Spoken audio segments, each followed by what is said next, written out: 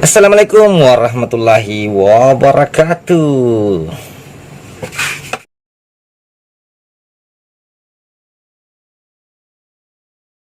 Salam jumpa teman-teman dengan channel Aziz Partiwi, si Raja Edukasi versi saya. Baiklah teman-teman, sesuai dengan janji video-video kemarin, dan seperti janji saya akan mengedukasikan bahwa kenapa bisa seperti itu, kenapa bisa ulama diperlakukan seperti itu. Jadi ada dua versi teman-teman. Saya akan mengelolanya memakai akal dan pemikiran. Itu versi saya. Kalau kita belajar dari zaman dulu sampai zaman sekarang, yang pejuang-pejuang Islam banyak yang ditangkap, banyak yang dipenjarakan, banyak yang dipersekusi. Itulah yang kita akan bahas sekarang teman-teman. Kenapa mesti kita bahas teman-teman? Karena kenapa mesti ada yang terjadi seperti itu sekarang? Ini kata orang tua dulu. Dia bilang sama kita, "Nak, kalau ada lubang di situ, jangan kau lewat situ. Kalau bisa lewat sebelahnya, atau hindari jalan itu supaya kau tidak jatuh ke lubang." Itu secara akal pemikiran penyampaian orang tua dulu. Tidak usah kita bicara terlalu jauh dari zaman Nabi. Tidak usah Nabi ini diperkasus di anu seperti ini, Nabi ini disakiti sama anunya, pemimpinnya begini. Sebenarnya kalau mau dipikir secara akal logika, itu menurut akal saya tidak ada ilmunya nih teman. Ini hanya pemikiran akal saya yang mengelolanya, saya sendiri yang mengelolanya. Bahwa itu kan contoh dikasih lihat kita Tuhan. Kalau ada yang melawan pemerintah, akibatnya kan seperti itu. Akibatnya akan seperti itu.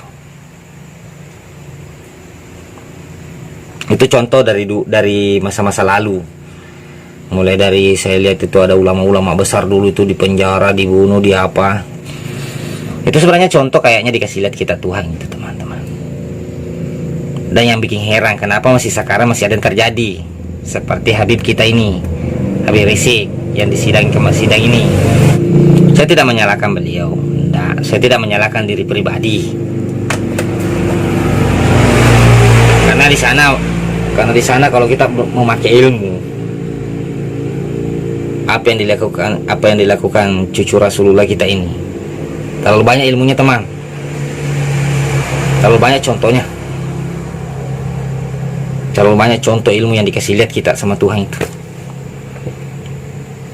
Makanya kita harus sebenarnya itu dikasih contoh saja itu sebenarnya kita ini. Apakah akan betul-betul mengetuk pintu hati kita untuk melihat kebenaran atau tidak? Sampai-sampai cucunya Nabi dijadikan contoh. Cuma yang saya pikir, ini menurut pemikiran saya, salah benarnya itu dari saya. Menurut pemikiran saya, kita sudah dikasih lihat contoh sama Tuhan bahwa dari dulu itu kalau ada yang melawan pemerintah, akibatnya seperti itu. Akibatnya seperti itu. Kalau tidak dipenjara, pasti dipersekusi, dibubarkan perskumpulannya. Sedangkan Masyumi saja, partai terbesar bisa dibubarkan. Itu Masyumi itu. Kalau kita belajar dari sejarahnya, kalau dari ilmunya tidak ada. Saya cuma belajar dari sejarahnya saja, bahwa dari dulu ulama kita diperlakukan seperti itu sama penguasa. Saya hanya mau bilang, kita belajar dari sejarah begini. Sejarahnya Soekarno, sejarahnya Soeharto, itu dari dulu. Pokoknya tidak bisa lah kita kritik, protes sedikit sama pemerintah, tidak boleh. Sekarang juga begitu, masih juga terjadi sekarang. Itu yang bikin saya heran. Padahal sudah banyak contoh kita dikasih lihat Tuhan. Jadi kalau orang bertanya, jadi pemikiranmu itu kalau umpamanya kita melihat kemungkaran atau apa namanya, kemaksiatan, apa kita harus diam? Enggak, kita tidak diam. Kita tidak bakalan diam, tapi pakai akal. Pakai akal. Kita harus memakai akal, teman-teman. Bahwa kalau kita tidak bisa menyampaikan dari luar, mengakibatkan seperti Habib kita ini sekarang, karena selalu mengkritik pemerintah. Itu sebenarnya ada caranya. Kalau menurut akal pemikiran saya ada caranya, teman-teman. Kalau kita sudah tahu begitu, kalau kita sudah tahu pemerintahnya kita seperti itu, atau pemimpin kita seperti itu, atau kau memang tidak suka pemimpinmu seperti itu, makanya berlomba-lomba jadi pemimpin. Itu ilmunya. Itu ilmunya, teman-teman. Apa sudah banyak kan dari dulu kita lihat itu, yang di penjara, dibunuh, sampai di apa, kan banyak yang terjadi seperti itu. Ini sekarang banyak korbannya. Bukan kita bilang seperti Maher atau Libi dibunuh, enggak, dia kan mati dalam penjara. Berarti ada yang salah. Entahkah itu cara pengobatannya salah, kalau ada penyakitnya, penanganannya salah karena ada penyakitnya. Itu kan semua penyebab. Walaupun takdir sudah ditentukan, tapi itu contoh bisa kita lihat, teman-teman. Jadi saya hanya bisa memberikan pendapat saya, bahwa kalau menurut saya pribadi, kita tidak boleh terang-terangan. Kalau dibilang orang Islam itu bersiasat, berpolitik, apa Islam itu dianjurkan juga untuk berpolitik? Nggak bisa berpolitik, itu Islam itu nggak bisa. Semua kok lengkap kok, politik itu Tuhan yang ajarkan kita. Masa kita tidak tahu? Masa kita mau mengabaikan politik itu, sedangkan itu ilmu Tuhan, bukan ilmu manusia itu. Cuma bahasanya saja beda. Kalau bahasa gaulnya kan politik, kita harus memakai politik juga. Kalau sudah tahu kita dikasih begitu, ulama-ulama terdahulu kita kasih begitu, jadi jangan lagi dibikin. Bilang kamu membiarkan begini, enggak dibiarkan. Makanya berlomba-lomba jadi presiden, berlomba-lomba mencalonkan diri jadi presiden. Ulama itu, ya, ulama-ulama yang mengerti bisa jadi presiden. Sedangkan saya juga bisa jadi presiden kalau mau. Kalau ada yang mau mendukung saya, iya, saya juga mau jadi presiden kalau ada yang mau mendukung saya. Jadi contohnya cuma itu. Janganlah mau merubah dari luar. Intinya kok dibenci sama orang, akhirnya kita bermusuhan dalam negeri, itu tidak bagus lagi. Menurut pemikiran saya begitu. Mungkin salah, mungkin benar, itu tergantung dari saya. Kalau saya lah koreksi. Jalan satu-satunya cuma itu. Kalau menurut pemikiran saya yang saya telusuri selama ini kan, kenapa umat Islam selalu dikasih begitu? Kenapa para ulama selalu dikasih begitu? Sampai kasihan melihatnya, seperti Habib kemarin, guys, ya, didorong, dipermalukan, dihinakan, sampai berteriak begitu. Innalillahi. Itu kan tidak tega kita melihatnya. Cucu Nabi kita sudah dikasih begitu. Bukalah pintu hatimu. Iya. Apa penyebabnya?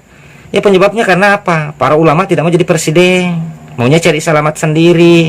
Padahal dia tahu bahwa sudah banyak sekali korbannya, kasihan. Sudah banyak sekali korbannya. Masa kita tidak bisa ambil contoh dari situ? Bahwa sudah terlalu banyak korbannya di saat para tokoh agama mengkritik pemerintahnya. Terlalu banyak korbannya sudah, dari zaman dulu sampai sekarang. Dan masih juga terjadi zaman sekarang. Padahal contoh banyak sekali yang lalu-lalu itu. Sudah banyak sekali contoh dikasih lihat kita bahwa kalau sudah begitu jangan dilakukan lah. Maksud saya begitu supaya tidak ada lagi terjadi seperti inilah. Nah, terus saja tidak ikhlas. Cucu Nabi saya dikasih begitu, tidak ikhlas saya. Dunia akhirat saya tidak ikhlas. Jadi siapa yang perlakukan cucu Nabi saya seperti itu, saya hanya mendoakan mudah-mudahan Tuhan membalas segala perbuatannya. Itu kan sudah. Kita sudah mendoakan orang. Padahal tidak bagus itu. Kita harus mendoakan orang mudah-mudahan terbuka pintu hatinya untuk melihat kebenaran itu. Makanya kita umat Islam ini sebenarnya, kalau memang menurutmu itu benar, kalau memang menurut kita ini benar, apa yang kita sampaikan, apa yang kita kritikan sama pemerintah itu benar, tidak usah jadi kritik dari luar lah. Ya, tidak usah jadi pengkritik dari luar, tidak ada gunanya. Jadi korban saja, kasihan. Kalau memang mau berguna, berlomba-lomba lah jadi calon presiden, kau yang memimpin negara ini. Walaupun terlalu besar kesalahan kita yang kita bikin, teman-teman. Iya, terlalu besar kesalahan kita bikin. Sudah 75 tahun Indonesia dimerdekakan sama Tuhan. Pernahkah negara ini 100% memakai undang-undang Tuhan? Itu kesalahan terbesarnya kita. Makanya sampai sekarang begini. Banyak orang yang protes bahwa kita ini banyak agama. Saya kan tidak bicara agama. Saya tidak pakai aturan. Saya kan tidak memakai undang-undang agama. Saya memakai undang-undang Tuhan saya. Yang kalian pasti percaya juga ada Tuhanmu. Tuhanmu Tuhanku juga. Sama-sama Tuhan. Tidak ada cuma Tuhan itu cuma satu. Yang kau anggap Tuhan, saya juga anggap dia Tuhan. Ada aturannya. Ada aturan kita dibikinkan. Walaupun saya orang Islam, tapi saya rasa aturannya sama yang apa yang dibikinkan dari agama-agama lain, kecuali itu dirubah. Ya, kecuali itu dirubah. Tidak ada lah yang mengizinkan kita minum minuman keras. Dari kitab mana yang mengizinkan orang minum minuman keras? Tidak ada. Dari kitab mana yang harus membikinkan kita kemaksiatan? Tidak ada. Tidak ada kitab yang mengatakan harus begitu. Kenapa? Ilmu Tuhan yang diturunkan cuma satu. Cuma satu ilmu Tuhan yang diturunkan. Dari semua kitab itu cuma satu. Semua sama. Cuma kadang orang salah mengartikannya, memaknai kata-katanya. Hanya itu yang membedakan. Cuma oknum saja yang merubah-merubahnya. Kalau ada yang berubah itu. Makanya jangan salah juga, karena apa? Kita ini ada godaan juga. Jadi itu teman-temanku, mudah-mudahan tidak terjadi lagi seperti ini. Karena ini terlalu miris sudah. Belajarlah sama orang terdahulu agar bisa kau belajar lebih baik. Itu banyak contoh dikasih lihat kita yang lalu-lalu kan. Siapa yang kritik pemerintah begini jadinya. Makanya pakai akal lah. Kita harus memakai akal sekarang. Jangan nyocor-nyocor aja. Akhirnya kita sendirian rugi. Banyak jalan menuju Roma. Banyak jalannya kalau kita mau merubah negara ini. Contoh kecilnya saya kasih tahu, kau berlomba-lomba lah jadi presiden. Dan saya yakin kita ini bisa, karena apa? Pertama, Islam terbesar di dunia. Baru kedua, 85% Islam di Indonesia. Masa tidak bisa jadi presiden? Berarti banyak Islam KTP. Banyak Islam tidak bersatu. Namanya saja Islam tapi tidak bersatu. Dijuluki Islam terbesar di dunia. Mayoritas Islam di Indonesia.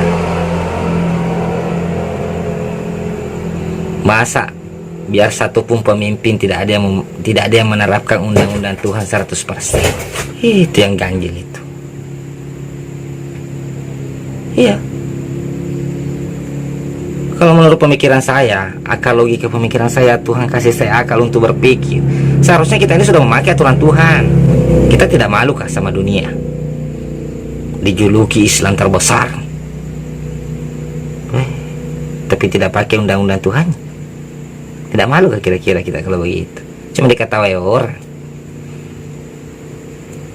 Iya, dijuluki Islam terbesar dunia, tapi tidak menerapkan undang aturan Tuhannya.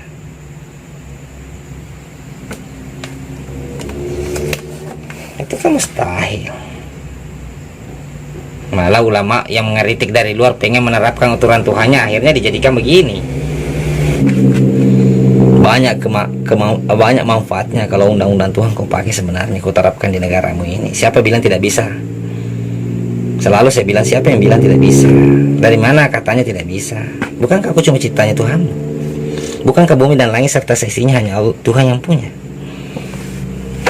Dari mana judulnya bilang tidak bisa, sedangkan Tuhan semua yang punya? Sedangkan selambar bulu-bulumu tidak ada kau punya. Kalau kau berani-beraninya bilang tidak bisa diterapkan undang-undang Tuhan di Indonesia ini, itu cuma ilmu dangkal itu. Orang tidak mau belajar itu kalau begitu pemikirannya.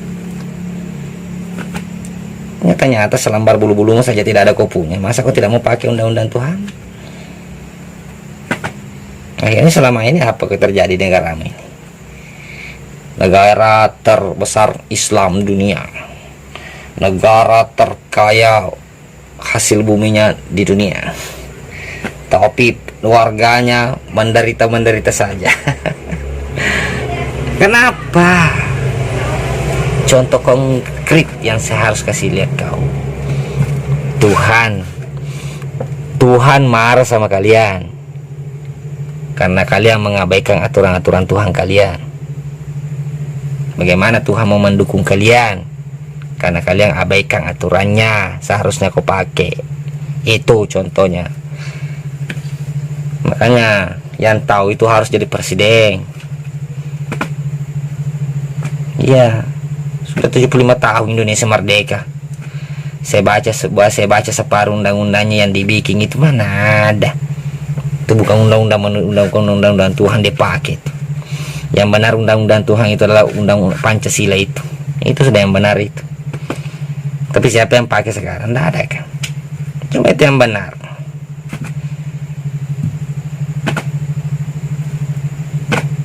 Akhirnya banyak dirubah-rubah, banyak yang merubahnya, banyak yang persepsikan, masing-masing pintar semua. Padahal negara sudah berketuhanan. Kalau sudah negara berketuhanan, jadi kita harus ambil patokannya kepada Tuhan. Seandainya Tuhan tidak bikinkan kau aturan, ya enggak masalah lah kalau kau mau pakai aturanmu sendiri. Tapi kan Tuhan bikinkan kau aturan. Dari masuk WC saja kau sudah dibikinkan aturan. Dari ganti, pokoknya lengkaplah, sempurna bikinan Tuhan undang-undang itu.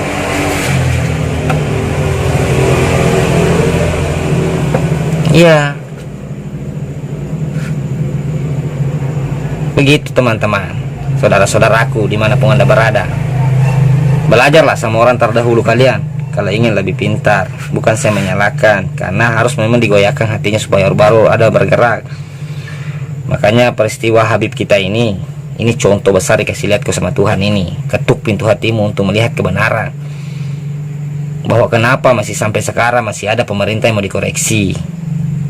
Kenapa sampai sekarang masih ada pemerintah yang mau diprotes dari luar. Seharusnya tidak ada sudah pemerintah yang harus diprotes. Ya, kalau ada yang protes berarti ada kesalahan. Intinya begitu saja. Tidak mungkin orang mau protes kalau tidak ada kesalahan. Jadi akhirnya saya yang protes itu jadi korban. Dibilang melawan pemerintah lah, padahal tidak. Kita hanya menyampaikan kebenaran sesuai dengan aturan yang kita pelajari selama ini. Memang beda. Kita menyampaikan aturan Tuhan, tapi dia menyampaikan aturan dunia. Beda sekali, tidak ada ketemunya. Biar kau cungkir balik berbusa-busa mulutmu ngomong, tidak ada ketemunya. Kenapa satu pakai undang-undang Tuhan, satu pakai undang-undang dunia? Tidak ada ketemunya. Itu tidak pernah bakalan ketemu. Akhirnya jadi cekcok begini saja jadinya. Siapa yang menderita? Kita ini rakyat yang menderita sudah. Mungkin orang-orang kaya bisa ketawa-ketawa sekarang, tapi kita yang rakyat kecil, pengusaha kecil seperti begini kasihan. Cuma kita tidak mau menjerit, tidak mau menangis, padahal pengen sebenarnya menangis. Selalu kita dikatakan bahwa kita ini punya hasil bumi yang perlu melimpah, hasil bumi yang terbesar di dunia. Ada semua kita di Indonesia ini. Cuma ngomongan doang, cerita doang, tidak ada kita nikmati. Malah kita dikasih menderita seperti ini. Kenapa? Itu kesalahan kita semua. Seandainya kau pakai aturan Tuhan 100%, ini dunia ini mengikut. Kalau kalian mau tahu, seandainya kau terapkan undang-undang Tuhanmu 100% di dunia ini, di Indonesia ini, atau di dunia ini, nah bukan kau yang kejar dunia, kau yang dikejar dunia, mengikut dunia itu. Yang penting kau pakai aturan Tuhanmu. Oke teman-teman, terlalu banyak, terlalu panjang lebar, ada konsep, tidak ada apa, itu keluar dari pemikiran saja ya. Saya minta maaf kalau ada yang tersinggung, saya sudah minta maaf. Jadi teman-temanku, terakhir, mudah-mudahan tidak ada yang terjadi lagi seperti cucu Nabi kita ini, karena ini contoh besar dikasih lihat kita Tuhan sebenarnya yang harus kita pelajari, bahwa jangan lagi ada sampai seperti itu. Kalau ingin memang menciptakan pemimpin betul-betul ingin menerapkan seluruh undang-undang Tuhannya, itu saja saudara. Yang satu, buat para ulama, kiai yang mengerti undang-undang Tuhan, jangan cuma mau cari selamat sendiri. Akhirnya kau abaikan 270 berapa juta jiwa Indonesia ini. Karena kau mau selamat sendiri, tidak mau jadi presiden, akhirnya tercipta presiden yang tidak mau memakai aturan Tuhannya. Padahal kalian semuanya tahu, cuma tidak mau. 200 juta itu jiwa itu di Indonesia ini kau abaikan itu, kau pertanggungjawabkan itu karena kau tahu seharusnya yang dipakai ini. Karena saya yakin, walaupun kita memang mayoritas atau Islam terbesar dunia, tapi masih banyak belum mengerti, masih banyak yang kejar dunianya gara-gara miskinnya, gara-gara menderitanya. Lebih banyak mengejar pekerjaan daripada mengejar ilmu Tuhannya. Karena kebutuhan, tidak bisa juga dipungkiri itu, karena kebutuhan. Tidak kerja, tidak ada dikasih makan anak istri, kerja nanti diabaikan perintah Tuhannya. Itu saja teman-teman yang saya pengen sampaikan. Mudah-mudahan kita bisa bermanfaat bagi orang lain. Jangan lupa dibagikan kepada teman-teman semua, supaya video ini sampai kepada saudara-saudara kita, bahwa mudah-mudahan tidak ada yang terjadi seperti sekarang.